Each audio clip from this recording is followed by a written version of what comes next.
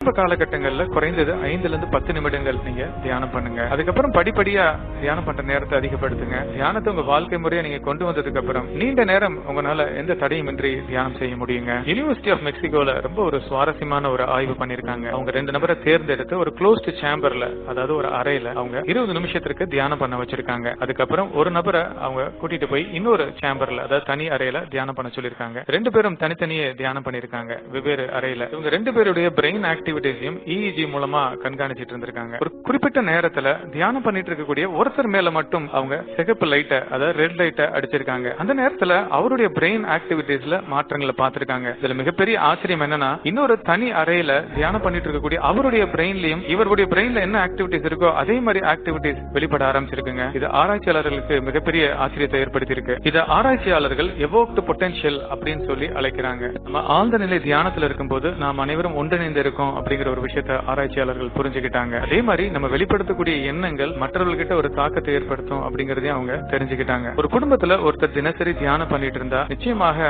அது அந்த குடும்பத்தில் இருக்கக்கூடிய மற்றவர்களுக்கும் ஒரு பெரிய மாற்றத்தை ஏற்படுத்துங்க. தினசரி தியானம் பண்ணக்கூடியவருடைய அந்த பிரெயின் ஆக்டிவிட்டிஸ் அவருடைய குடும்பத்தில் இருக்கக்கூடிய மற்றவர்களுடைய அந்த பிரெயின் ஆக்டிவிட்டிஸை இன்ஃப்ளூயன்ஸ் பண்ணுங்க. இதுதான் ஆராய்ச்சியாளர்கள் நியூரல் ரெசனான்ஸ் அப்படின்னு சொல்றாங்க. யோசிச்சு பாருங்க, ஒரு குடும்பத்தில் இருக்கக்கூடிய அனைவரும் தினசரி தியானம் பண்ணாங்கன்னா அது நிச்சயமா நம்ம சமுதாயத்தை மேன்மைப்படுத்துங்க. என்கிட்ட நிறைய பேர் கேட்டிருக்காங்க, ஈர்ப்பு விதி எனக்கு வேலை செய்ய மாட்டுது, நான் என்ன பண்ணணும், அதாவது லா ஆஃப் அட்ராக்ஷன் எனக்கு ஒர்க் பண்ண மாட்டுது, நான் என்ன பண்ணணும் அப்படின்ட்டு. நீங்க தினசரி தியானம் பண்ணணுங்க. நீங்க தியானம் பண்ணிட்டு ஈர்ப்பு விதியினுடைய வழிமுறைகளை கடைபிடிச்சு பாருங்க. நிச்சயமாக உங்க வாழ்க்கைக்கு தேவையான விஷயங்களை உங்களால ஈர்க்க முடியுங்க. ஏன்னா உங்க ஆழ்மன பதிவுகளை நீங்க அகற்றாம, அதை நீங்க சுத்திகரிக்காம உங்களுக்கு தேவையான விஷயங்களை நீங்க ஈர்க்க முடியாதுங்க. உங்க ஆழ்மனதுல எதிர்மறையான பதிவுகள் இருந்து கொண்டு உங்களுக்கு தேவையான மாற்றங்கள் ஏற்படுத்தணும்னு நினைச்சீங்கன்னா அது ரொம்ப கடினமான ஒரு விஷயங்க. ஆனா நீங்க தினசரி தியானம் பண்ணும்போது நிச்சயமாக உங்க ஆழ்மனதுல கூடிய அந்த பதிவுகள்ல மாற்றங்கள் ஏற்படுங்க. அதுக்கப்புறம் நீங்க ஈர்ப்பு விதியினுடைய வழிமுறைகளை கடைபிடிக்கும் போது நிச்சயமா உங்க வாழ்க்கையில உங்களுக்கு தேவையான விஷயங்களை ஈர்க்க முடியுங்க. நம்ம தினசரி தியானம் பண்றதுனால நமக்கு ESP பவர்ஸ் கிடைக்கும் அப்படின்னு சொல்லி ஆராய்ச்சியாளர்கள் சொல்றாங்க. ESP பவர் நான் சொல்றது பௌதிக விதிகளை மீறி நம்மளால செயல்பட முடியும் அப்படிங்கறத